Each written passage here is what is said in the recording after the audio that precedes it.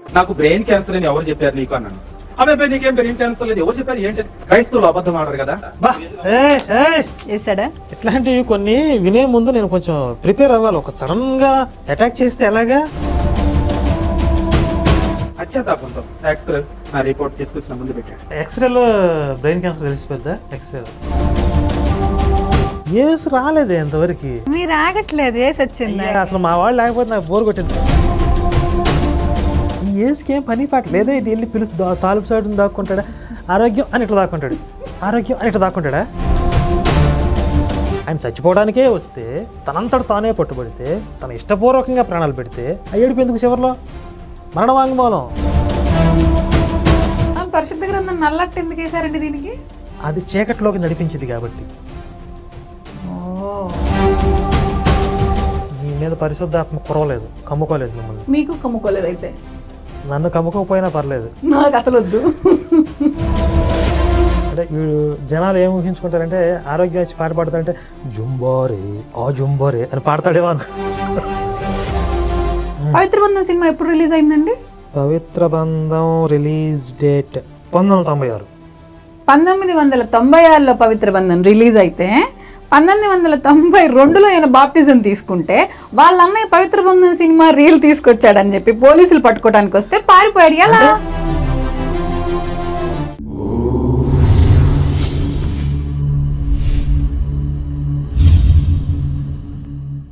నమస్తే, welcome to test minute rules. ఈ సిరీస్లో ఇప్పుడు ప్రస్తుతం ఒక నరమాంస భక్షకుడు అయినటువంటి ఒక మంత్రగాడి సాక్ష్యం చూస్తూ ఉన్నాం.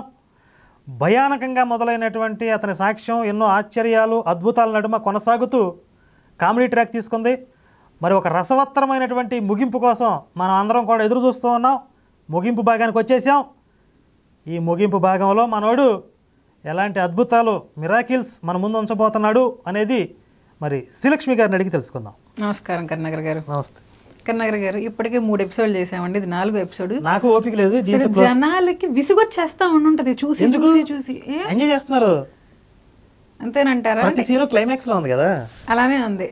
మీరు అన్నట్టుగా అదేంటి హర్రర్ నుంచి కామెడీ ట్రాక్ తీసుకున్నాడు, ఇప్పుడు సెంటిమెంట్ ట్రాక్ లోకి వచ్చేసాడు. అంటే చివరి భాగం ఎక్కడ ఆపాం ఒకసారి గుర్తు చేయండి. వాళ్ళ ఊర్లో ఒక మీటింగ్ పెట్టారు, ప్రేయర్ మీటింగ్.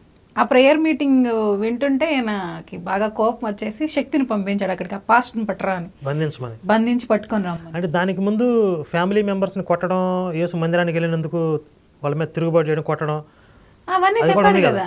అంటే యేసు రావడానికి లీడ్స్ చేసుకుంటున్నాడని చెప్పాం. దాని తర్వాత మీటింగ్ ఉంది, మీటింగ్కి రా అంటే అసలు ఎవరు ఈ మీటింగ్కి అసలు వచ్చేది, ఆయన ఎవరు చూస్తాను అడంతా చూస్తాను నేను అని చెప్పేసి ఒక శక్తిని పంపిస్తే ఆ శక్తి అక్కడ దాకా వెళ్ళి ఆ మీటింగ్ సరౌండింగ్ అంతా చుట్టూ తిరిగి ఇక్కడ ఏదో అగ్ని వస్తుంది లోపలికి రానివ్వట్లేదు అని చెప్పేసి మళ్ళీ బయటకు వచ్చి నేను వెళ్ళలేకపోతున్నాను అని చెప్పింది. తర్వాత ఇప్పుడు చూడాలి మనం. ఎస్, అట్లా 9 రకాలుగా పంపించా. 9 శక్తులు పోయి తిరిగి వచ్చినాయి. ఇక నాకు ఏంటి ఓటమి కలిగింది. ఎక్కడ నాకు ఎదురు లేదు, ఏ రాష్ట్రంలో లేదు, ఏ మంత్రగారి దగ్గర లేదు, తిరుగు లేకుండా తిరిగాను. అయితే ఈ దైవ సేవకుడి మీద ఎప్పుడైతే నా శక్తి బలాలు ఉపయోగించానో అక్కడ నాకు ఓటమి జరిగింది. నేను ఇక రౌద్రునైపోతున్నాను. వాడిని ఏం చేయలేమా, వాడిని పట్టకరాలేరా, వాడిని నాకు అప్పగించలేరా, ఇట్లా నేను రౌద్రం కలిగి మాట్లాడుతూ ఉంటే వెంటనే నేను తీసుకొస్తాము, ఎలాగైనా సరే ఆ వ్యక్తిని మాత్రం నీకు తీసుకొచ్చి అప్పగిస్తాము అని చెప్పిన. సరే ఎలాంటి అన్న. అదేంటి ఆ శక్తులు ఇంతకు ముందు యేసు అనేవాడు అంత బలవంతుడు అని అడిగితే అవును ఆయన చాలా జీవంగల దేవుడు అని చెప్పి అని ఒప్పుకున్నాయి అన్నాడు కదా. ఇప్పుడు వాటికి ఆ ఇన్ఫర్మేషన్ తెలిసినప్పుడు మేము తీసుకొస్తాను ఎలా అంటే మళ్ళీ ఏమో ఏం యజమాని కదా ఏం చెప్తే వినాలనుకుందేమో. ఆ వెళ్ళినాయి. ఆ సేవకుడు ఎక్కడైతే ఉంటాడో ఆ రూమ్ దగ్గర అక్కడంతా భయోత్పాతాన్ని కలిగించినాయి, వచ్చినాయి. ఈయనకి తెలుసు, ఎందుకంటే ఈయన కూడా మంత్రగాడే కదా. అక్కడ జరిగిన చూసుకొని ఇక్కడ ఎవడైనా మంత్రగాడు ఉన్నాడని అడిగాడంట. ఉంటే పలానాడు అని చెప్పారంట. నా అడ్రస్ నోట్ చేసుకున్నాడు, వెళ్ళిపోయాడు. వెళ్ళిన తర్వాత నాకు ఉత్తరం రాశాడు. ఈ ఉత్తరాన్ని పోస్ట్ చేశాడు, నాకు వచ్చేసింది. మధ్యలో అర్థమైందా, భయోత్పాతాన్ని కలిగించాయని చెప్పాడు. అంటే పాస్టర్ కొసబానియేనా? సరే చూద్దాం మరి.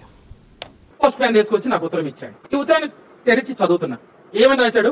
ఆరోగ్యం, నువ్వేదో మంత్రగాడు అనుకుంటున్నావు, ఏదో నీకైనా శక్తి సామర్థ్యాలు అనుకుంటున్నావు, చాలా విరవీగుతున్నావు, నువ్వు కొద్ది రోజుల్లో చచ్చిపోతున్నావు, మరణపు కోరలో ఉన్నావు, నీ మంత్రాలు నీకు ఉపయోగపడవు. నువ్వు పూజ చేస్తున్నావు కదా, నీ పూజలు పునస్కారాలు నీ భక్తి ఏ మాత్రం కూడా చాలదు. నువ్వు నమ్ముకున్న శక్తులు గాని, నీకున్న డబ్బు గాని, నీకున్న బలం గాని, నీకున్న జ్ఞానం గాని లేవు గాని, నీ మాంత్రిక శక్తులు గాని ఏ మాత్రం తప్పించలేవు. నువ్వు చచ్చిపోతున్నావు. కానీ ఇప్పటికైనా మించిపోయింది ఏమి లేదు. యేసు ప్రభు నీ పాపాలు క్షమిస్తాడు. ఆ భయంకరమైన శిక్షను తప్పించుకుంటావు. ప్రభువైన యేసుక్రీస్తునందు విశ్వాసం ఉంచు, అప్పుడు గొప్ప ఆత్మరక్షణ పొందుతావని ఆ ఉత్తరాన్ని ముగించాడు. ఈ మాటలు చదివిన తర్వాత నేను ఆ ఉత్తరాన్ని చించి ముక్కలు చేసి కింద పడేసి, నేనేంటి చావటం ఏంటి, నేను చచ్చే లోపల నిన్ను చంపుకొని తింటా. ఆ రాత్రి భయంకరమైన తలనొప్పి వచ్చింది నా తలలో. భయంకరమైన నొప్పి అంటే నేను ఎప్పుడు నా జీవితంలో అలాంటి నొప్పి రాలేదు. ఎక్కువ అవుతా ఉంది, రోజు రోజుకు వస్తుంది నొప్పి. ఇక అంతలోపు మా తండ్రి వచ్చాడు నా దగ్గరికి, వచ్చి ఏడుస్తున్నాడు. ఒరే, అన్న చూస్తే ఈ రకంగా అయిపోయాడు, తల్లి చూస్తే ఈ రకంగా ఉండిపోయింది, ఇంట్లో ఒక్క రోజైనా సంతోషం లేదురా, ఇట్లా కుటుంబంలో ఏడుపు ఏంటి, అసలు ఈ కుటుంబం అంటే అర్థం కాలేదు, నువ్వు ఒక్కడవే ఇక్కడ ఎందుకుంటావు, నువ్వు కూడా రా మా దగ్గర ఉండు, అట్లా నీ కొరకు మీ అన్న కొరకు దిగులు పడి మీ అమ్మ సావు బతుకులో ఉందిరా. ఇప్పుడు వీళ్ళ ఇంట్లో వాళ్ళు క్రైస్తవులే కదా, క్రైస్తవులే, వీడొక్కడే తేడాగా అనుకుందాం. క్షుద్ర పూజలు వీళ్ళ ఇంట్లో వాళ్ళందరూ క్రైస్తవులే. మరి వీళ్ళు సుభిక్షంగా మరి సుఖ సంతోషాలతో ఉండాలిగా, ఉండాలి. మరి వాళ్ళన్న పారిపోయిన వాడిని కూడా వేసి తీసుకురావాలిగా. అతిగతి లేకుండా పోయింది అంటున్నాడు వాళ్ళ నాన్న వచ్చి. వాళ్ళమ్మ చావు బతుకుల్లో ఉందని చెప్తుంది. మా నాయన చేసిన బలంతానికి నేను ఇంటికి రావాల్సి వచ్చింది. అక్కడ నాకు ప్రత్యేకమైన గది, ఆ గదిలో నా సామాగ్రిని ఉంచుకున్నా. నేను అక్కడ దీపం కూడా ముట్టించను, చీకటి గది, ఇసుక పోసారు, ఆ ఇసుకలో పడుకోవడమే, నేల మీద పడుకోవడం. ఉదయాన్నే లేచి నేను ఏదో ట్రైనింగ్కి వెళ్తున్నానన్నా, ఇది డిఆర్డిఏలో ట్రైనింగ్కి వెళ్తున్నానన్న ఉద్దేశంతో తల్లిదండ్రులు చెప్పి, రోజు వెళ్తే ఎక్కడికి వెళ్ళేవాడిని మా అమ్మ అడిగేది, రోజు చెప్పాలి నేను పలాదానికి వెళ్తాను, నేను వెళ్ళేది మా తల్లిదండ్రులు తెలియకూడదు అన్న ఉద్దేశంతో. నాతో మాట్లాడే వాళ్ళంతా అక్కడ ఒంగోలు కొండ దగ్గరే మాట్లాడాలా, ఇంటికి రాకూడదు. అక్కడ మాట్లాడేవాళ్ళు, నాతో పాటు ఎమ్మెల్యేలు వచ్చేవాళ్ళు, ఎంపీలు వచ్చేవాళ్ళు, రిటైర్మెంట్ జడ్జీలు వచ్చేవాళ్ళు, డిఎస్పీలు వచ్చేవాళ్ళు, వాళ్ళందరూ కూడా నాతో కలిసి తిరుగుతుండేవాళ్ళు. ఎక్కడికి వచ్చేవాళ్ళు, కొండ మీదకి వెళ్ళి మాట్లాడుకునేవాడు అంటున్నాడు కదా. అసలు వీడితో జడ్జీలు డిఎస్పీ వీళ్ళెందుకు గెలుస్తారు అసలు, వాళ్ళకేం పని ఈ పొరంబొకడితో? మంత్రశక్తులు ఉన్నాయి కదా, ఎక్కడెక్కడ వాళ్ళందరూ వచ్చి చేతబడులు చేయించుకుంటున్నారని కదా వాడు చెప్తుంది. ఫస్ట్ నుంచి అదే చెప్పుకుంటూ వచ్చాడు కదా. సో వీళ్ళందరూ వచ్చి దగ్గర సలహాలు, సజెషన్లు, సూచనలు తీసుకుంటున్నారు. మాత్రం డబ్బు కడుగుతున్నాడు, డబ్బులు ఇవ్వట్లే వాళ్ళు ఎవరు. ఏం వెళ్ళి మరి ఏం చేస్తాను, సలహాలు ఇచ్చి డబ్బులు తీసుకోకుండా ఏం చేస్తున్నాడు? డబ్బులు ఇవ్వకుండా ఎందుకుంటారు? ఇప్పుడు వీడికి అవసరం ఉంది, డబ్బుల కోసం అమ్మని చెల్లిని కొడుతున్నాడు. అంత సాడిస్ట్ గా డబ్బులు అడగకుండా ఫ్రీగా సర్వీస్ చేస్తాడు వాళ్ళకి. చేయడు అంటే వాళ్ళు ఎవరు రావట్లేదు అర్థం, ఊరికేదో చెప్తున్నాడు. అయితే ఆ ట్రైనింగ్ మొత్తం 56 మండలాల్లో 56 మంది ఆ ట్రేడ్ లో ఉంటారు. నేను లాస్ట్ లో కూర్చుంటాను వెళ్ళి, అక్కడ కూర్చొని కూడా నేను ఈ ప్రయోగాలు వాళ్ళ మీద కూడా ఉపయోగించేవాడిని. అట్లా వాళ్ళందరూ ఏంటంటే కుర్చీలో కూర్చుంటాడు, ఆ కుర్చీలో కూర్చుంటే వాడు లేచినప్పుడు వాడు కుర్చీ వాడికి అతుక్కుపోద్ది, అది వాడు పట్టుకొని లాగుతూ ఉంటాడు, రాదు. ఇట్లా వాళ్ళని నవ్విస్తూ ఉండేవాడిని. అసలు ఇది చూడండి, అసలు ఏందండి దరిద్రం. అసలు వీడు ఎట్లా ఉందంటే చిన్నపిల్లల్ని నిద్రపుచ్చడానికి ఈ బూచోడి కథలు చెప్తారే. మరి ఎదురుగా కూర్చున్న వాళ్ళందరూ చిన్నపిల్లలు, లేదంటే వాళ్ళని మభ్యపుచ్చి మాయ చేయడానికి స్టోరీ చెప్తున్నాడు. వాళ్ళు వింటారు, నమ్ముతారు. తర్వాత అదేలే ఆ గొర్రెల ఐక్యూ చిన్నపిల్లల లెవెల్లో ఉంటుంది కదా. నన్ను పిచ్చోడు అని పిలిచేవాళ్ళు, ఎందుకంటే నేను అట్లా అవతారం అంతా అట్టుండేది అనమాట. అయితే మొత్తానికి ఆ ట్రేడ్ మొత్తంలో ఒకే ఒక వ్యక్తి ప్రభు నమ్మిన వ్యక్తి ఉన్నాడు. ఆ వ్యక్తి పేరు జోషి. ఒక రోజు అదే ట్రైనింగ్ మరి ట్రేడ్ లో అక్కడ కూర్చున్న హాల్లో నేను పడిపోయి, నాకు తెలియకుండా సృహ లేకుండా పడిపోయాను. కింద పట్టంలో నా ముక్కులో నుంచి చెవులో నుంచి బ్లడ్ వచ్చేసింది. అది చాలా దుర్గంధమైన వాసన. అందరూ ఎవరు, నేను పడిపోయిన తర్వాత ఎవరు వచ్చి నన్ను ముట్టుకోలేదు. ఈ మామూలుగా బ్లడ్ రాకపోయిన దగ్గర దుర్గంధం వచ్చింది అనుకుంటున్నాను, నేను చూస్తాను తెలుస్తుంది కదా. ఇక ఈ జోష్ అనే అబ్బాయి నా దగ్గరికి వచ్చాడు, నన్ను లేపాడు, నా ముఖం అంతా కడిగాడు, నన్ను ఒక వృక్షాలు వేసుకున్నాడు. సార్ వాళ్ళు చెప్పారు ఇమీడియట్ గా హాస్పిటల్ తీసుకెళ్ళని అన్నారు. హాస్పిటల్ తీసుకెళ్లారు, డాక్టర్ బిఎల్ నారాయణ హాస్పిటల్ తీసుకెళ్లారు. ఈ అబ్బాయికి బ్రెయిన్ క్యాన్సర్, కొద్ది రోజుల్లో చనిపోతాడు, చాలా తీవ్రమైన పరిస్థితి, ఇక బ్రతకడం అనేది కష్టం, ఇక ఏ విధమైన మందులు ఉండవు, ఏదో తాత్కాలికంగా ఈ మందులు ఇస్తున్నాను, ప్రస్తుతానికి ఈ మందులు వాడండి, కొద్ది రోజులు మాత్రమే ఉంటాడు, ఈ సంగతి వాళ్ళ తల్లిదండ్రులకు చెప్పండి అని చెప్పాడు. బ్రెయిన్ క్యాన్సర్ అనేది అంత ఈజీగా డిటెక్ట్ అవుద్దండి? అయిపోద్ది, సాక్ష్యం కదా. సినిమా కంటే దారుణంగా ఉంటుంది, లాజిక్లో ఉండవే కదా. ఇప్పుడు ఆయన చెప్పే స్టోరీ ఈ మధ్య రీసెంట్గా ఉన్న కాలం కాదు, 1990s స్టోరీ ఇది. ఆ టైంలో చిన్న పక్కన ఉన్న ఒక హాస్పిటల్కి తీసుకెళ్తే ఆయన ఊరికి ఇలా టెస్ట్ చేసేసి నీ cancer, blood cancer final stage అని ఎలా చెప్తున్నాడు? అసలు ఆ క్యాన్సర్ ఏ స్టేజ్లో ఉంది తెలుసుకోవాలన్నా కూడా దానికి కొంత ఎక్విప్మెంట్, పరీక్షలు అవసరం. బయాప్సీ టెస్ట్లో ఏవో చేస్తారు కొన్ని. అంటే ఇప్పుడు ఏసు రావడానికి లీడ్స్ కదా. ఇప్పుడు వాళ్ళని తిట్టాడు, కొట్టాడు, పాస్టర్ల మీదకి దురుసుగా వెళ్ళాడు. ఇప్పుడు వీడికి ఏదో హెల్త్ అనారోగ్యం వచ్చింది. ఇప్పుడు ఫైనల్ కన్క్లూజన్ ఏంటి అంటే, ఇన్ని దుష్టశక్తులు ఏవి కూడా నన్ను కాపాడలేకపోయాయి, ఇంతకాలం ఈ పూజించిన క్షుద్ర శక్తులు ఇవేవి కూడా నన్ను సేవ్ చేయలేకపోయి, ఏసు వచ్చి నేను సేవ్ చేయలేదు. ఇది కన్క్లూజన్. ఇక నాకు తెలియదు ఏముంది, ఇంతకుముందు కూడా ఎట్లా చెప్పాడు కదా. అయిపోయింది, ఇంకేముంది ఎపిసోడ్ అదేగా. అంటే రసవత్తరమైన ఘట్టాలని వాటి కోసం ఎదురు చూస్తున్నాను అనమాట. నేను ఏమన్నా కొంచెం ఏం లేవు అట్లాంటివి ఉంటాయి. 2-3 కొంచెం ఇంపార్టెంట్, అంటే లాజికల్గా ఆలోచించాల్సిన విషయాలు ఒక 2-3 ఉన్నాయి. ఆయన చెప్పిన దాంట్లో ఎంత బ్లండర్ మిస్టేక్స్. ఒక కుమారుడు పోయాడంటేనే ఆ తల్లి కుప్పకూలిపోయింది. ఈ కుమారుడు కొద్ది రోజుల్లో భయంకరమైన క్యాన్సర్ వ్యాధితో చావుకు సిద్ధమై ఉన్నాడు, కొద్ది రోజుల్లోనే చనిపోతాడనే సంగతి చెప్తే ఈ తల్లి బతకదు, కాబట్టి ఇక్కడ ఉండటం అంత క్షేమం కాదని చెప్పి తిరుగు ప్రయాణం చేస్తున్నాడు. అసలు ఏంటి నువ్వు రావడం ఏంటి పోవడం ఏంటి ఈ విషయం కనుక్కుందా అని ఆ రూమ్ దగ్గరికి వెళ్ళాడు. రూమ్ దగ్గరికి వెళ్ళినప్పటికల్లా ఉదయకాలం లేచాడు, శుభ్రంగా స్నానం చేశాడు, బైబిల్ తీసుకున్నాడు, ప్రార్థన చేయడం మొదలు పెట్టాడు. నా కొరకే చేస్తున్నాడు, నా పేరు పెట్టే చేస్తున్నాడు, నా బాధను బట్టే చేస్తున్నాడు, నా వ్యాధులు బట్టే చేస్తున్నాడు, ఈ అన్ని మాటలు నాయే. 2 గంటలకి అప్పుడు ప్రార్థన ఆపేశాడు, తలుపు తెరిచాడు. తలుపు తెరవగానే నేను లోపలికి వెళ్ళి, జోషి నాకు బ్రెయిన్ క్యాన్సర్ అని ఎవరు చెప్పారు నీకు అన్నాను. అబ్బాయి నీకేం బ్రెయిన్ క్యాన్సర్ లేదు, ఎవరు చెప్పారు ఏంటి? క్రైస్తవులు అబద్ధం ఆడరు కదా. బా వేసాడా? ఇట్లాంటివి కొన్ని వినే ముందు నేను కొంచెం ప్రిపేర్ అవ్వాలి. ఒక సడన్గా అటాక్ చేస్తే ఎలాగా? మరి ఇందులో అలాంటివి ఉంటాయని మీరు గుండె ధైర్యం చేసుకొని వింటా ఉండాలి. ఇన్ని విన్న తర్వాత కూడా మీకు తెలియకపోతే ఎలా? ఈ రేంజ్ ఇంతవరకు ఈ సాక్ష్యాలు ఎక్కడ వినలేదు అసలు. క్రైస్తవులు అబద్ధాలు ఒరే ఆడేవి మొత్తం అబద్ధాలే. అసలు అబద్ధాలకి ఆది పురుషుడు పౌలు బైబిల్లో. అవును, వాళ్ళేగా చెప్పింది అబద్ధం చెప్పైనా మతం మార్చాలని. ఇక తన మనసాక్షికి గర్దిస్తుంది, నిజం చెప్పాలనిపిస్తుంది. ఎంతకాలం ఇంకా అబద్ధం ఆడతాం, ఇంత ఖచ్చితంగా అడుగుతున్నాడు, విషయం చెప్పాలని చెప్పి అప్పుడు చాలా దుఃఖంతో, అసలు ఒరే నువ్వేమన్నా ఆడికి లవరా? నీ కోసం వాడు ప్రేర్ చేయటం ఏంది, నీకు చెప్పడానికి ఆడు ఏదో తర్జన భర్జనలు పడతావు, నువ్వు సస్తే ఏంటి బతికితే ఏంటి, నువ్వు పోతే భూమికి బరువు పోద్దురా. పశ్చాత్తాపంతో నా రిపోర్ట్స్ అన్ని తీసుకొచ్చాడు. ఎక్స్రే నా రిపోర్ట్ తీసుకొచ్చిన ముందు పెట్టాడు. చూపించలేదా? ఎక్స్రేలో బ్రెయిన్ క్యాన్సర్ తెలిసిపోద్దా? ఎక్స్రేలో అది రిపోర్ట్స్ రావడానికి టైం పట్టింది కదా. వీడు వెళ్ళి సాయంత్రం తీసుకొచ్చేసాడు. ఈలోపు రిపోర్ట్స్ ఎలా వచ్చినాయి అసలు? ఆయన ముందు పెట్టి అన్నాడు, ఆరోగ్యం ఈ విషయాన్ని డాక్టర్ గారు నీతో ఆరోగ్యం చెడిపోయిందిరా అన్నాడు. చెప్పకూడదు అంటే నేను దాచాను, అబద్ధం ఆడింది వాస్తవమే, నీ కొరకు ప్రార్థన చేస్తున్నాను అని చెప్పన్నాడు. సరే నేను బయటకు వెళ్తున్నాను, నన్ను చాలా బలవంతం చేస్తున్నాడు. ఆరోగ్యం ఇప్పటికైనా మించిపోయిందే లేదు. నేను చూస్తే ఏదో మరి ఏదో పూజలు పురస్కారాలు చేసుకునే వాళ్ళ కనపడుతున్నాం, చాలా దేవుళ్ళు దేవతలు కొలుస్తున్నట్టుగా అనిపిస్తుంది. అయితే నేను ఒక విషయం చెప్తాను, ఒక్కసారి మా శవాన్ని కొలిసి చూడు చెప్పాడు. ఒక విషయం చెప్తాను, చేస్తావా అన్నాడు.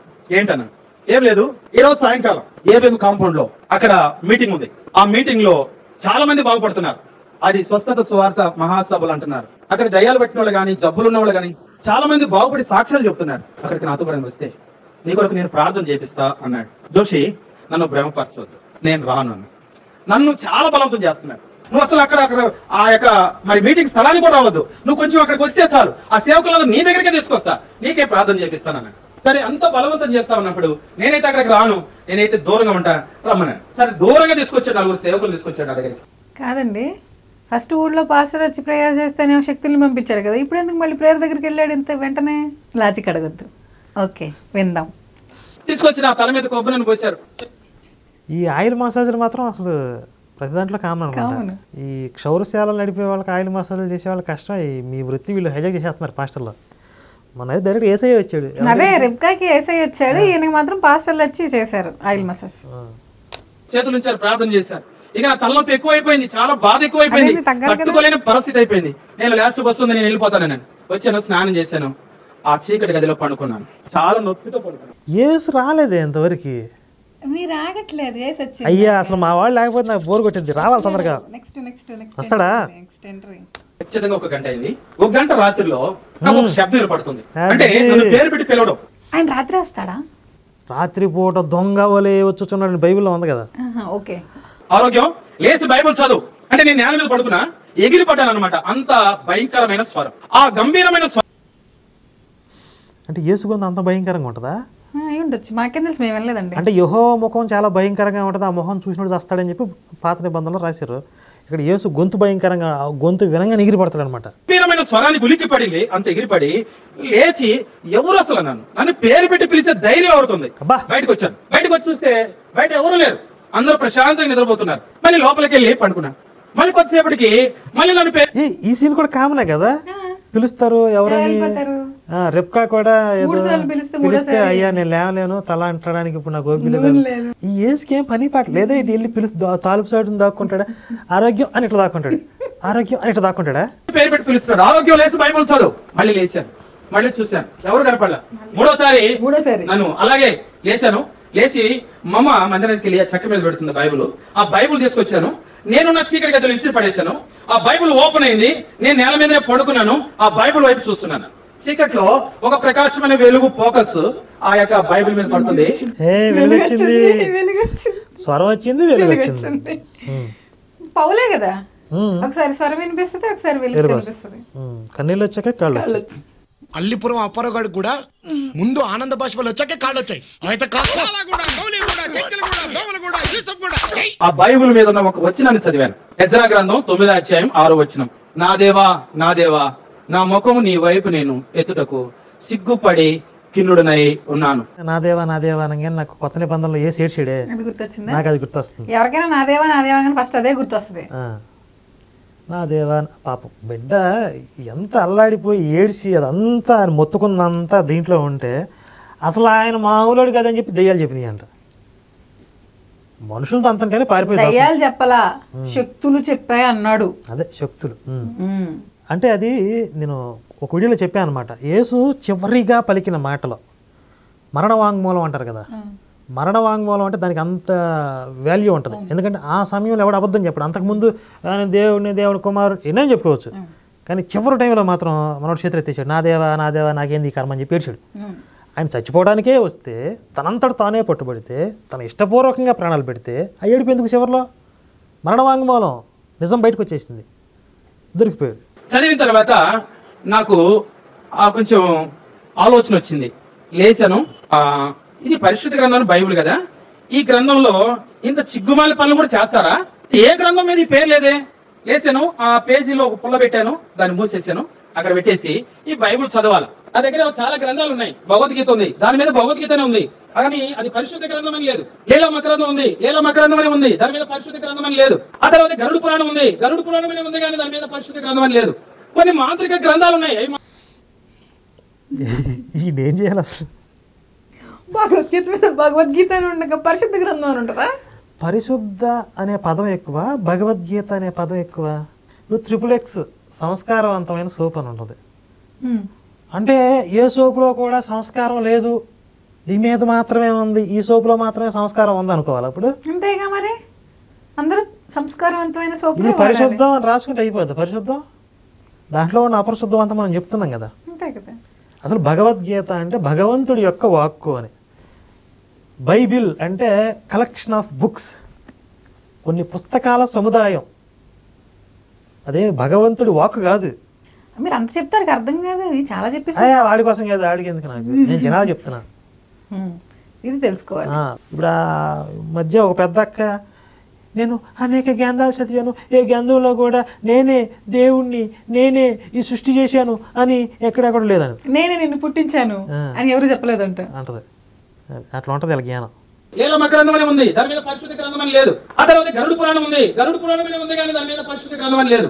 కాదండి, ఆయన లీలా మకరందం, భగవద్గీత, గరుడ పురాణం 3 పేర్లు చెప్తున్నాడు. ఇవి తప్ప వీడికి రావనుకుంటే ఇంకొక వేరే గ్రంథాల పేర్లు తెలియవు అనుకుంటా. అంతవరకే బట్టి పెట్టాడు. కొన్ని మాంత్రిక గ్రంథాలు ఉన్నాయి, ఈ మాంత్రిక గ్రంథాలు ఉన్నాయి, పరిశుద్ధ గ్రంథం అని లేదు. మాంత్రిక గ్రంథాల పేర్లు ఒక్కటి చెప్పలేదండి. కాదు, ఇది నల్లట పుస్తకంగా ఉంది, అసలు ఇది తెల్లగా లేదు. ఇది నేను చాలా ఫీల్ అవుతున్నాను దీనికి. మరి అంతే, నా మనోభావాలు దెబ్బతిన్నాయి ఇది నల్లగా ఉన్నందుకు. పరిశుద్ధ గ్రంథం నల్లట్టు ఎందుకు వేసారండి దీనికి? అది చీకటిలోకి నడిపించింది కాబట్టి సింబాలిక్గా చెప్పారనమాట. ఇప్పుడు చీకటి శక్తులకి ప్రతిబింబము, చీకటి శక్తులు సాతాను శక్తులు కదా. మరి అదెందుకు వీళ్ళకి అర్థం కదా. ఇది యేసు అంటే పరిశుద్ధుడు, తెల్లగా వేసుకొని వస్తాడు, ఆకాశంలో తెల్ల వీళ్ళ ఏంజిల్స్ లాగా వీళ్ళందరూ వైట్ గా ఉంటారు కదా. మరి బైబుల్ కి వైట్ కలర్ అట్టా ఎందుకు పెట్టలేదని వీళ్ళు ఇప్పుడు ఆలోచించలేదా? ఆలోచన వీళ్ళకి రాలేదా? వీళ్ళు కూడా తెల్ల డ్రెస్ వేసుకుంటారు కదా. తెల్ల డ్రెస్ అంటే అవి దెయ్యాలకు సింబల్ అనమాట. వీళ్ళు దెయ్యాలలాగా తిరుగుతూ ఉంటారు వాళ్ళ మీద. ఈ బైబుల్ నేను చదవబడుతుంది కనబడకుండా మొత్తం పేపర్ ప్యాక్ చేసుకుని ఒంగోలు కొండ మీదకి వెళ్ళి బైబుల్ చదువుతున్నా. బైబుల్ ఇంట్లో కూర్చొని చదువుకోవచ్చు కదా, ఒంగోలు కొండ మీదకి అదే కదా, వాళ్ళందరూ క్రిస్టియన్సే. ఇంకా మంచిదే కదా, వాళ్ళేమి తప్పుగా చూడరు కదా. కొంచెం మసాలా వేద్దాం చూస్తున్నాడు, ఇంట్లో కూర్చొని బైబుల్ చదువుతున్నానంటే పెద్దగా మ్యాటర్ లేదు కదా అందులో. ఓపెన్ చేసిన పుల్ల పెట్టిన పేజీ ఓపెన్ చేశాను, బైబుల్లో పుల్ల పెట్టాడు అంట. అంటే మరి ఆ పేజ్ మిస్ అవుద్దని పుల్ల పెట్టాడండి. పుల్ల పెట్టాడా? నేను బైబుల్ చదువుతున్నా, నా దేవా నా దేవా ఆ మాట అనగానే వాళ్ళ దేవుని పట్టుకుని నా దేవా నేను ఎందుకు అనాలి అని మళ్ళీ మూసేస్తే అసలు తప్పులు ఎతకాల, అవన్నీ రాసి పెట్టుకోవాలా, మందిరం దగ్గరికి వెళ్ళాలా, ఇంత సిగ్గుమాల పనులు చేసే క్రైస్తవులు మీరెట్టా పరిశుద్ధులు అవుతారు, ఆ గ్రంథం ఎట్టా పరిశుద్ధమైన గ్రంథము అని చెప్పి విమర్శించి వాళ్ళు నా చెప్పు తీసుకొని కొట్టాలన్న ఉద్దేశంతో బైబుల్ చదివాను. కర్ణపిశాచి చెప్పలేదా ఏమని?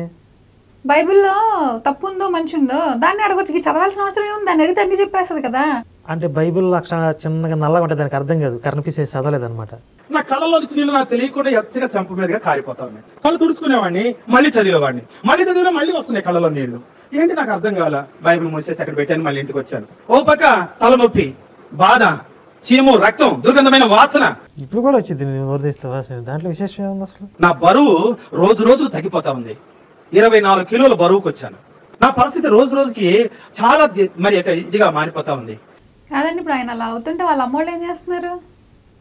అంటే పాత్రలను వాడికి అవసరమైనప్పుడే ప్రవేశపెడతాడు. అసలు వాళ్ళ అమ్మోళ్ళు ఆయన పట్టించుకోరా? పక్కన ఉన్నాడు, ఆయన క్యాన్సర్ అని తెలిసింది, ఎవరికి క్యాన్సర్ అని చెప్పుకోలేదా? ఇప్పుడు వీళ్ళ బాబు కూడా ఇన్ని రోజుల నుంచి పట్టించుకోలేదు, సడన్ గా వీడు మారిపోయే టైంకి వచ్చేసాడు అనమాట. ఈ బైబిల్ చదివితే మూలుగు వస్తుంది. ఏంటి మూలుగు నాకు అర్థం కాల. నేను మూలుగుతుంటే ఆ కొండలో ధ్వనిస్తుంది. బైబిల్ చదివితే మూలుగు వస్తుందా? రోజు అవుతున్నారుగా మీరు. ఈసారి ఆ యాంగిల్ ట్రై చేయాలి. యెజ్రా గ్రంథం 9వ అధ్యాయం 6వ వచనం నుంచి నెహెమ్యా గ్రంథం 1వ అధ్యాయం 7 వచనాలు 8 వచనాల వరకు చదివి నేను 5 చరణాల పాట రాశాను. ఈ పాట ఎందుకు రాశానో, ఈ పాట ఏం పాటో, ఇది ఎందుకు పాడాలో నాకు ఇప్పుడు పాడతాడేంటి? పాటలేంటి పాడినా మనం తీసేద్దాం, వెళ్ళలేరు. ఇందులో ఏమైనా తప్పులుంటే ఎతకాలని నేను చూస్తే నా తప్పులన్నీ చూపిస్తూ వచ్చింది. ఇది కూడా ఫేమస్ డైలాగ్. అవును, వేరే దేశం అతను ఒకడు ఇట్లాగే బైబిల్లో తప్పులు వెతకాలని చెప్పి నేను చదవడం ప్రారంభించాను, కానీ బైబిల్ నాలో తప్పులు చూపించిందని చెప్పి ఒక స్టేట్మెంట్ ఏదో వాడు అన్నట్లుగా దీన్ని బాగా ప్రచారం చేస్తూ ఉంటారు. ఈ డై కూడా ఎత్తుకొచ్చేసి వీడు. చాలా మంది క్రిస్టియన్స్ ఇట్లాంటి సాక్ష్యాలు చెప్పే ప్రతి ఒక్కళ్ళు చెప్పే సాక్ష్యం ఏంటంటే బైబిల్లో ఉన్న తప్పులు వెతకదామని నేను మొదలు పెట్టాను, కానీ నా తప్పులు అది చూపించింది. నేను బైబిల్ చదివిన తర్వాత కదా పూర్తిగా బయటకు వచ్చేసింది. నేను అదే కదా చెప్పాను. ఇప్పుడు నేను కూడా బైబిల్ చదివి ఎదుటి వాళ్ళకి అసలు వివరించాలి, దీంట్లో ఇది తప్పు లేదు అని ప్రూవ్ చేద్దామని నేను చదివాను. నాకు తప్పు అని నాకు తెలిసింది ఎందుకు మరి? మీ మీద పరిశుద్ధాత్మ కురవలేదు, కమ్ముకోలేదు మిమ్మల్ని. మీకు కమ్ముకోలేదు అయితే? నన్ను కమ్ముకోకపోయినా పర్లేదు, నాకు అసలు వద్దు. నేను ఎంత సిగ్గుమాలిన వాడినో, నేను ఎంత దిగమన్నో, నేను ఎంత దుష్టున్నో, ఎంత ఇప్పుడు అసలు మొత్తం సాక్ష్యాలు ఇప్పుడు కరెక్ట్గా చెప్పుకుంటున్నాడు. ఇవి మాత్రం కరెక్ట్. ఎంత దుర్మార్గున్నో, ఎంత చండాలున్నో, అసలు నేను ఎంత సిగ్గుపడాలా, నేను ఎంత ఘోర పాపినో. సిగ్గుపడాలా అంట, సిగ్గుపడాలి అన్న పదం కూడా రావట్లేదు. ఒక్క పదం అన్నా స్పష్టంగా పలికాడా అండి? మంత్రికుడు అంటాడు ఏంటండి? అట్లా వంకర టెంకరగా పలితేనే మంత్రాలు అవుతాయి అనమాట. అయితే ఓకే. మా ఇంటి చుట్టూ అందరూ మందిరానికి వెళ్ళేవాళ్ళే. గోడ దానికి చెవు పెట్టి వింటున్నారు. వాడే పడుతున్నాడా, ఎవరి పాడిస్తున్నాడా? వెంటనే సేవకుని చెప్పేశారు, అన్నా వాళ్ళు ఏదో కార్యం జరిగింది. ఆ దైవసేవకు నా దగ్గరికి వచ్చాడు. వచ్చి ఆరోగ్యం ఏదో పాట రాసావంట, పాట పాడుతున్నావంట అన్నాడు. అయితే నాకు ఆయన వస్తుంటే నా దగ్గర చాలా వాసన ఉంటుంది. అంటే దూరంగా ఉంటే ముక్కులకి ఇట్లా గుడ్డ పెట్టుకోవాలా, ఇట్లా పెట్టుకుని మాట్లాడుతున్నాడు. అయినా వస్తున్నాడు. అట్లా రోజు వస్తూ ఒక రోజు అన్నాడు, ఆరోగ్యం నీ పాట పాడడానికి శాసిస్తా. మనకి ఇక 2 రోజుల్లో సువార్త దండయాత్ర ఉంది. మండలం మొత్తం సువార్త దండయాత్ర పెట్టాం. దండయాత్ర పెడతారు స్వార్థ దండయాత్ర. నీళ్ళు అది మనం కనిపెట్టింది కదా, వాళ్ళు పెట్టుకునేది దండయాత్ర అని చెప్పి ఇక ఇళ్ళ మీద పడతారన్నమాట. వచ్చి ఇక అందరిని కరవడానికి చూస్తూ ఉంటారు. ఇక ఎవరు దొరికితే వాళ్ళు కరిచేస్తారు. అదే స్వార్థ దండయాత్ర. రాత్రికి గ్రౌండ్ మీటింగ్ ఉంటది. ఆ గ్రౌండ్ మీటింగ్ లో ఈ పాటకి నేను సమయం ఇస్తా, నువ్వు వచ్చి పాట పాడాలి. ప్రార్థన స్టార్ట్ అవగానే బైబిల్ చదవబట్టుకుని బయటకు వచ్చా. అందరికంటే చివరిలో కూర్చున్న ఆరోగ్యం వచ్చి 2 చరణాలు పాడతాడు. 2 చరణాలు పల్లవి, 2 చరణాలు పాడతాడు. ఆరోగ్యం పాడతాడని కానీ ఈ తలకాయలన్నీ అడు తిరిగి. అంటే వీడు జనాలు ఏం ఊహించుకుంటారంటే ఆరోగ్యం వచ్చి పాట పాడతాడంటే జుంబారే ఆ జుంబారే అని పాడతాడేమో అనుకో. మాంత్రికుడు కదా, మన ఆ రేంజ్ లో ఉంటుంది. లేదా ఇప్పుడు మన వాడి పేరు ఏంది, థామస్ అగ్ని, దహించ అగ్ని థామస్. పరిశుద్ధుడా సేమ్ వాయిస్. నాకు కొంచెం మిమిక్రీ వచ్చు. యాజ్ ఇట్ ఈస్ గా ఇలాగే పాడతాడు. కామెంట్ ప్లే చేద్దాం. పరిశుద్ధుడా నా ప్రియ చూద్దాం మరి. ఈ పాట పాడితే వినాలనుంది నాకు ఇప్పుడు. లేదు పాడు గజాల పాడు. బైబిల్ చదవట్టుకొని మైక్ చేతికి ఇచ్చారు. నిలబడి పల్లవి 2 చరణాలు పాడారు. పాడేటప్పటికల్లా ఒక 40 మంది లేచారు పారిపోవటానికా. నేను ఆ శక్తులని పిలిచి కూర్చోబెట్టి మాట్లాడాను. నేను ఇలాంటి బాధలో ఉన్నాను కదా, ఇలాంటి బలహీనతలో ఉన్నా, నన్ను ఇప్పుడు సేవ్ చేయొచ్చు కదా అని అడుగుతాడు అనమాట. ఇప్పుడు మా వల్ల కాదు, ఎవరన్నా వేసేయమని వేసేస్తాం కానీ మేము అది చెప్పలా. అవును, సేమ్ డైలాగ్ అంటే చెప్తాడు. మాంత్రికులందరికీ ఒకటే ఫ్రేమ్ ఉంటుంది. అవును, సాగు సిద్ధంగా ఉన్నా, మీరు చూస్తున్నారు కదా, మీరు ఎందుకు నాకు సహాయపడలేదు అంటే అది చెప్పినా. ఏం చెప్పినా అంటే ఎవరైనా ఏడిపిమంటే ఏడిపించాం. అది సేమ్ డైలాగ్. ఏడిపించడం తెలుసు కానీ మేము ఎవరిని బాగు చేయడం మాత్రం మా చేత కాదు అని చెప్పినాయి. ఇంకా ఆ రోజు ఒక తీర్మానం చేసుకొని ఇక అన్ని మొత్తం సూట్ కేసుతో అన్ని తీసుకెళ్లి శ్మశానాన్ని తీసుకెళ్లి తగలబెట్టేసి వాటి నుండి విడుదల పొందాను. విడుదల పొందిన తర్వాత నన్ను దైవజనుడు మరి పామూరు మండలంలో పరిచర్యకి వెళ్తూ నన్ను తీసుకొని పోయినాడు. 24 కేజీలకి వెళ్ళిపోయిన అంత దీనస్థితిలో ఉన్నాడు కదా బ్రెయిన్ క్యాన్సర్తో. ఆయన్ని ఊళ్ళో రోడ్డు మీద నడిపించుకొని సువార్త చేయమని చెప్పారంట. 1992వ సంవత్సరం 2వ నెల 28వ తారీఖు శనివారం 4:30 నేను బాప్తిస్మలో సాక్ష్యం ఇచ్చాను. ఫిబ్రవరి 28, 1992 అది శనివారం అని చెప్పాడు. ఫ్రైడే వచ్చింది. ఈడ ఆరోగ్యంగాడు శనివారం సాయంత్రం 4:30 మీ చిత్రరంజనిలో. ఇప్పుడు ఒకటి మీరు కనిపెట్టారు కదా, నేను ఇంకొక అద్భుతమైన ట్విస్ట్ రివీల్ చేయనా మీకు? తొందరగా చెప్పాలి. 1992వ సంవత్సరంలో ఇతను బాప్టిజం తీసుకున్నానని చెప్పాడు కదా. ఇప్పుడు బాప్టిజం తీసుకున్నాను చెప్తున్నాడా? ఒకసారి ప్లే చేద్దాం. 4:30 నేను బాప్తిస్మలో సాక్ష్యం ఇచ్చాను. బాప్టిజంలో సాక్ష్యం ఇచ్చాడు అంటే ఆల్రెడీ ఈయన 13 సంవత్సరాల తర్వాత వచ్చేసాడు. ఊర్లో వాళ్ళ అన్నయ్య ఊరు నుంచి పారిపోయాడు. ఆ తర్వాత ఆయనకి క్యాన్సర్ వచ్చింది. ఆ తర్వాత ఎప్పుడుకో కదా ఇతను క్రిస్టియానిటీలోకి మారి బాప్టిజం తీసుకున్నాడు కదా. మరి వీళ్ళ అన్నయ్య ఊరు నుంచి ఎందుకు పారిపోయాడని చెప్పాడండి, గుర్తుందా మీకు? ఆ క్లిప్ ఒకసారి ప్లే చేస్తాను, చూడండి. ఓ దినాన మద్రాసులో మోల్ మార్కెట్లో ఆ ప్రింట్ ఒకటి తక్కువ రేట్లో అమ్ముతున్నారు, అది చాలా కొత్త ప్రింటే అని, దానికి ఏం పేపర్లు ఏం లేవు, దాన్ని కొనుక్కుంటే బాగుంటుంది కదా అని చెప్పి ఎవరో చెప్పారంట. సరే వెళ్ళి ప్రింట్ చూశాడు, బాగుంది. ఆ ప్రింటు పవిత్ర బంధం అనే సినిమా, అది కొత్తగా మరి ఆ ప్రింటు కాపీ బాగుంది, ఏమీ డామేజ్ లేదు. అయితే పేపర్లు అయితే లేవు, తక్కువ రేట్లు ఇస్తున్నారని కొనుక్కున్నాడు. ఈ ప్రింట్ పోయిన తర్వాత ఆ నిర్మాత దీన్ని పోలీసు ఎంక్వైరీ పెట్టాడు. అయితే ఇది మా దగ్గర ఉందని రుజువైంది. పోలీసు వాళ్ళు మా ఇంటికి వచ్చారు. మన ఏమో పోలీసు వాళ్ళు వస్తున్నారని భయంతో ఆయన విజయవాడ చేరుకున్నాడు. పవిత్ర బంధం సినిమా ఎప్పుడు రిలీజ్ అయిందండి? పవిత్ర బంధం రిలీజ్ డేట్ 1996.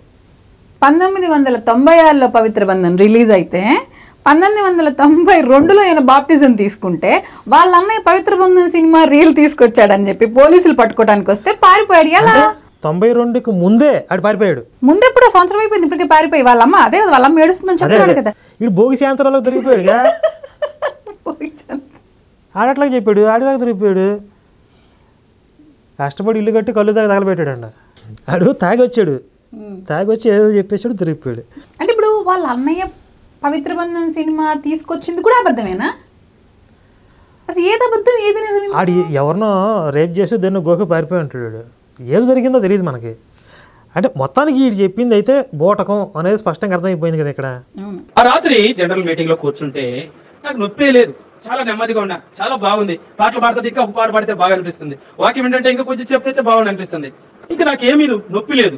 అదే డాక్టర్ దగ్గరికి వెళ్ళి పరీక్ష చేయించుకుంటే తెలిసిపోతుంది కదా ఇదంతా ఎందుకని చెప్పి సేకర్తో ఫస్ట్ బస్ ఎక్కి నేను ఒంగోలుకి వచ్చాను. డాక్టర్ పిలిచాడు, పోయి లోపలికి వెళ్ళా. వచ్చి నాకు టైటా అన్ని టెస్టులు రాశాడు. పోయి అన్ని టెస్టులు చేసి రిపోర్ట్ తీసుకురా అన్నాడు. రిపోర్ట్ వచ్చింది. ఇది వెంటనే అదే చింతపండా ఆడాలి కట్టించుకోవడానికి. అసలు ఫస్ట్ అయితే టెస్ట్ కూడా అసలు ఇప్పుడు ఇంత అడ్వాన్స్డ్ టెక్నాలజీ ఈ రోజుల్లోనే ఒక రోజు 2 రోజులు టైం పట్టింది కదా. బ్లడ్ రిపోర్ట్స్ రావడానికి 24 hours పట్టింది. వీడికి బ్లడ్ క్యాన్సర్ టెస్ట్ ఎలా వచ్చేసిందా? ఈ ఓపీలో ఉన్న ఆరోగ్యం నువ్వేనా అన్నాడు. ఏం సార్ ఈ ఓపీ నాది అంటే ఈ పేరు కలిగిన వాళ్ళు మీ ఊర్లో ఎవరైనా ఉన్నారా అన్నాడు. ఎవరు లేరు సార్ అన్నాడు. అయితే ఈ ఓపీలో ఈ రిపోర్ట్ బట్టి చూస్తే నువ్వు ఖచ్చితంగా నీ క్యాన్సర్ ఉంది, ఈ రిపోర్ట్ బట్టి చూస్తే నీకు క్యాన్సర్ లేదు, ఏం జరిగింది అన్నాడు. ఏం జరిగిందని చెప్పడానికి మొట్టమొదటి రక్షణ సాక్ష్యం డాక్టర్ రాంబాబు గారికి హాస్పిటల్లో 1 గంట సేపులో చెప్పాను. ఆయన లేచి నా భుజం తట్టి ఆయన ఒక మాట చెప్పాడు, ఏ దేవుడిని అయితే నమ్ముకున్నావో ఆ దేవుడిని నేను బాగు చేశాడు, ఆ దేవునికి కృతజ్ఞుడిగా బ్రతుకు అన్నాడు. అని పొమ్మన్నాడు. వచ్చి నేను మా ఊర్లో వచ్చి బాప్తిస్మం తీసుకుంటే ఎవరు నమ్ముతారు? నమ్మలేదు. దేవుడు నన్ను సేవ పిలిచాడన్నా వాళ్ళు నమ్మలా.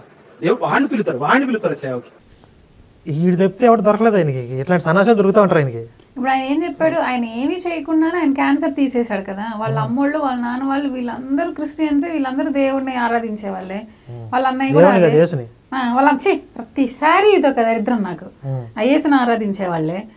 మరి వాళ్ళెవరికి ఏ అద్భుతాలు జరగలేదు, వాళ్ళెవరికి ఏ మహిమ లేదు, అవి ఏడ్చుకుంటూనే కూర్చుంది, వాళ్ళ అన్నయ్య తిరిగి రాలేదు. అంటే ఇప్పుడు వీళ్ళ యేసు సేవకి పిలవాలంటే పాస్టర్ని తన్నాలన్నమాట. ఇప్పుడు పాస్టర్ని తన్నాడు కదా, గొంతు పట్టుకున్నాడు కదా, బూతులు తిట్టాడు కదా, అమ్మనేసి ఎలిని కొట్టాడు కదా, యేసు దేవుడు ఏంటి బొంగి ఏందని చెప్పి నానా రకాలుగా బూతులు తిట్టాడు. అంటే ఇవన్నీ చేస్తూ ఇప్పుడు ఆయన సేవకి పిలుస్తున్నాడు, లేకపోతే పిలవాడు ఆయనకి. ఎన్ని క్వాలిఫికేషన్స్ అనమాట. మరి 3వ వచనం ప్రకారంగా నాలో ఆయనకి మహిమ రావాలట. నాలాంటి వాడిని నువ్వు కోరుకుంటావు ప్రభా? చూసావా, ఎలాంటి వాడినే కోరుకుంటాడు. మంచి వాళ్ళని మంచి వాళ్ళు కోరుకోండి, మంచి వాళ్ళు నచ్చడం ఆయనకి. సరే అందరికి అలాగే తయారవ్వండి ఆయన కోరుకోవాలంటే. వంటి వాడిని ఎవరు నమ్మకపోతే మరి నేను సేవ చేస్తే ఎవరన్నా నమ్ముకుంటారా? మంచి వాళ్ళు ఉన్నారు నాకంటే. ఈ సీన్ కూడా దాదాపుగా ప్రతి సాక్ష్యంలో ఒకడు రౌడీ షీటరు, అదేంటి పేవ్వా ఇప్పుడు నేను సాక్ష్యం చెప్తే ఎవరు నమ్ముతారు పేవ్వా అంటే, లేదు నువ్వు సాక్ష్యం చెప్తుంటే అందరి హృదయాలను నేను డ్రాయిలు పిండినట్టుగా పిండేస్తానని వేసి చెప్పాడు అన్నాడే. అంటే జనాలకు వచ్చే డౌట్లే వీళ్ళు అడుగుతారనమాట.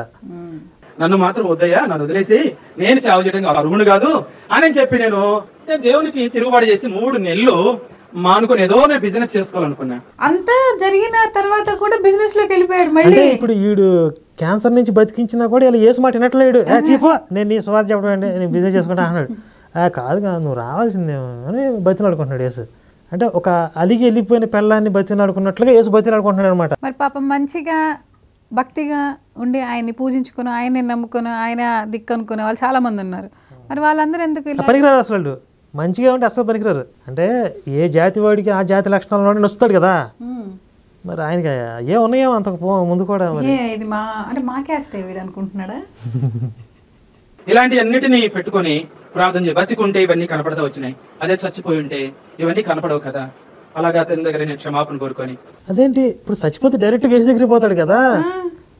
అరే అసలు మంచి గోల్డెన్ ఛాన్స్ పోయిందని ఏడవాలి కదా అది బతికినందుకు. తిరిగి నేను సేవ సమర్పించుకొని నేను మందిరానికి వెళ్ళిపోయాను. 93వ సంవత్సరంలో నేను మందిరంలో సేవ తరబేదిలో సేవ సమర్పించుకుని వెళ్ళాను. సేవ తరబేదిలో ఏం చేసుకున్నాడు? సేవ సమర్పించుకున్నాడు అంట. నేను సమర్పించేసుకోనా అనేది ఎవడగోలు నాకేంటి. 94 వరకు ఉన్నాను. 95 5వ నెల 25వ తారీఖు నన్ను పరిపూర్ణంగా సేవ పంపించారు. మళ్ళీ వారం చెప్పలేదా లేకపోతే? ఎప్పుడో 92వ సంవత్సరం బ్రతుకు అని డాక్టర్లు చెప్పారు. బ్రతుకుతాడు. ఎందుకు బ్రతుకుతాడు అంటే నాకు మహిమ కొరకు బ్రతుకుతాడు. మహిమ కాదు, యేసుని అసలు ఎంత సీప్ గా దిగజార్చినట్టు ఈ మధ్యకాలం ఎక్కడ తగల. అసలు మాంత్రికుడు బ్రతుకుతాడు. ఎవరు బ్రతుకుతాడంటే ఒక నరమాంస భక్షకుడు బ్రతుకుతాడు. అసలు యేసు సిగ్గులేదా? ఇప్పుడు మనుషులను చంపేసి మాంసం తిన్నోడిని తీసుకొచ్చి నేను నా మహిమ కోసం వాడుకుంటానంటే అసలు ఆయనకి పని పాట లేదా, సిగ్గు లేదా? ఏంది అసలు ఆయన పరిస్థితి? ముందు అసలు ఈయన కాదు, వీడు చెప్తున్న లెక్క ప్రకారం యేసుని ట్రీట్మెంట్ చూపించాలి. ఎర్రగడ్డలో జాయిన్ ఎందుకు నువ్వు అట్లా తయారయ్యావు? మనిషి మాంసం తిన్నోడిని తీసుకెళ్ళి నీకు సాక్ష్యం పెట్టుకోవడం ఏంది? మాంత్రికులే కావాలంటున్నాడు ఏంటి ఆయన? అందరూ మాంత్రికులను తీసుకుంటున్నాడు ఏంటి? అంటే భూతాల మాంత్రికులు అందరినీ పట్టుకుంటాడంటే ఆయన భూతాల నాయకుడే మరి.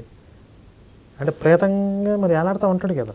ఎక్కువ వాళ్ళే వస్తున్నారు. ప్రతి ఎక్కడ చూసినా కూడా నరమాంస భక్షకుడు మాంత్రికుడుగా మాంత్రికుడు మారాడు. ఇవే అంటే వీటికి హైప్ వస్తుంది, ట్రెండింగ్లోకి వస్తుంది ఇవి. ఇప్పుడు మార్కెట్ వాటికి ఎక్కువ హైప్ ఉందన్నమాట. అందుకని అవే ఎక్కువ. అందుకని అసలు పరమ భయంకరమైన మాంత్రికుడు ఎలా మారిపోయాడో తెలుసా అని చెప్పి టైటిల్ పెడతారనమాట. ఈ విధంగా ఆరోగ్యం గాడి అనారోగ్యం సమాప్తం అయింది. ఆగండి, నాకు ఇంకో డౌట్ వచ్చింది. ఇప్పుడు వాళ్ళ అన్నయ్య వెళ్ళిపోయాడు కదా, మరి వాళ్ళ అన్నయ్యని తిరిగి రప్పించలేదా? రప్పించలా. అదేంది? మరి ఈ నిజ జీవితంలో జరగాల్సిన మిరాకిల్స్ జరగవయ్యి. అవి జరగవు కదా. ఇది ఫాంటసీ కదా, క్రియేట్ చేసి ఏదైనా జరుగుతాయి. అది అన్నయ్య పారిపోయాడు, ఇంట్లో ఫుడ్కి లేదు, వాళ్ళమ్మ ఏడ్చుకుంటూ కూర్చుంది, అయినా వాళ్ళని ఎవరిని ఆయన కాపాడు. అంత దరిద్రంలో ఉన్నారు కాబట్టి పాస్టర్ అవతారం ఎత్తాడు. పాస్టర్ అవతారం ఎత్తినాక క్రియేట్ చేసుకున్న స్టోరీ ఇది. అది ఒక అద్భుతమైన సాక్ష్యం. ఈ మధ్యకాలంలో భోగి శాంతారావు అనేవాడు దొరికిపోయాడు. మనకి చక్కగా డీటెయిల్స్తో సహా ఆధారాలతో సహా మనం బయటపెట్టాం. అంటే ప్రతి సాక్ష్యం కూడా తార్కికంగా ఆలోచిస్తే కామన్ సెన్స్తో చూస్తే బోటకొని తెలిసిపోతూ ఉంటుంది. కానీ ఆధారాలతో చూపించడం అనేది కొన్ని విషయాల్లో మనం కొంచెం ఎంక్వైరీ చేస్తే దొరికిపోతా ఉన్నారు వీళ్ళు. అంటే సిగ్గుపడాలి వీళ్ళు కాదు, క్రైస్తవ మాఫియా మొత్తం సిగ్గుపడాల్సిన సందర్భం ఇది. ఇంత దిగజాళ్ళు ప్రచారాలు చేసి యేసు శక్తి వల్ల, బైబిల్లో శక్తి వల్ల మా మతం వ్యాప్తి చెందిందని చెప్పుకుంటారు. ఏంది మళ్ళీ ఎవడన్నా?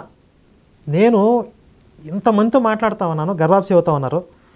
ఎన్ని వందల మందితో మాట్లాడినా నువ్వు ఎందుకు మతం మారావంటే మా ఇంట్లో మా ముసలామికి మా అమ్మకి ఎవరికో బాగలేదు, పాస్టర్ వచ్చి మతం మార్చాడు. మా ఇంట్లో ఏదో సమస్యలు అంటే పాస్టర్ వచ్చి మతం మార్చాడు. ఒక్కడన్నా బైబిల్ చదివి యేసుని నమ్మి మెచ్చుకుని మతం మారినాడు ఉన్నాడా?